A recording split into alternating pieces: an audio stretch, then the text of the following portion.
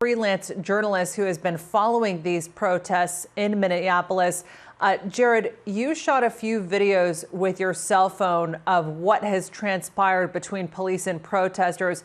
I want to play that first for our viewers and then have you describe what's happening there. Let's roll those clips.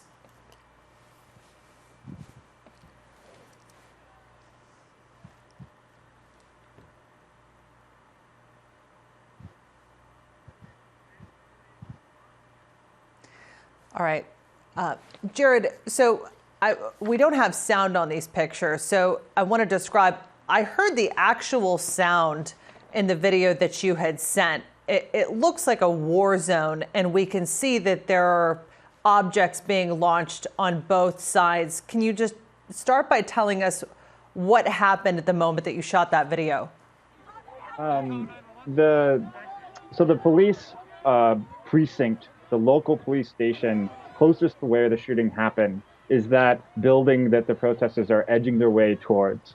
At the top of the building, there was a line of officers all holding some sort of gun, but a gun that shoots non-lethal projectiles, both tear gas and beanbag canisters, and some have said rubber bullets.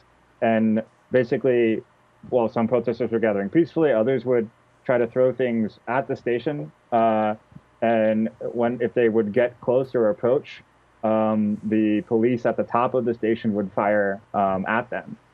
It was very noisy because they were using a lot of concussion grenades, or what I guess flashbangs, and they were hitting some people, and that would produce anger, and then more people would start throwing things as more protesters were injured. And we also understand, Jared, you yourself were injured during these protests. What happened?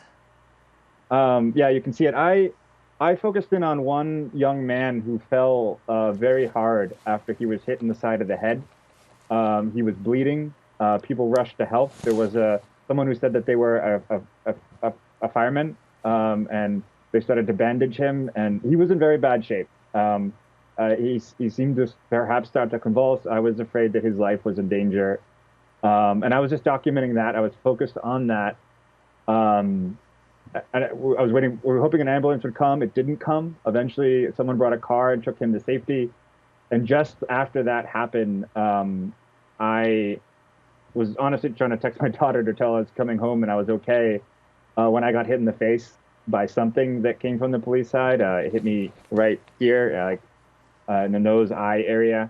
I was blindsided. I fell hard.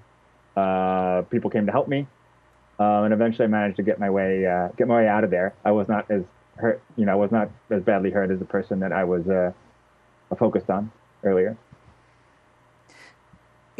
And we're really glad that you're okay, Jared. But I want to talk about, obviously, right now we're seeing a lot of chaos on the streets of Minneapolis, especially with reports of looting. But I don't want the message to get lost in all of this. What can you tell us about the message that we have heard from protesters in the aftermath of this killing? I'd say that there's two parts to it, and both are important. On the one hand, people want accountability for these officers. They've been fired. They want to hear that they've been charged, and that they're facing criminal prosecution. We're hoping that announcement, I'm hoping that announcement happens soon, or want some announcement from the prosecutor happens soon. But beyond that, if you really think about this video, it really eviscerates a lot of the arguments and debates we've been having about police brutality in the country and in the Twin Cities. We've had nearly 4 consecutive years of protests over police killings of unarmed people, usually unarmed black men in Minnesota. We also had the case of the Australian woman who was killed. She was also unarmed and in her pajamas. But if you look at that video, it's not just the officer.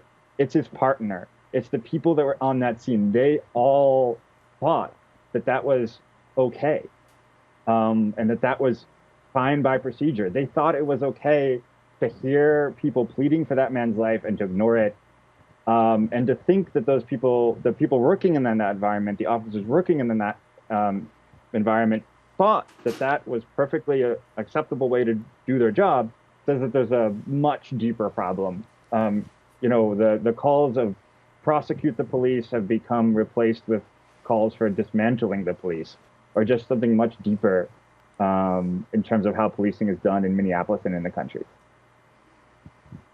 And we know, of course, Jared, that police maneuver was not even approved, and that will certainly play a factor in this case.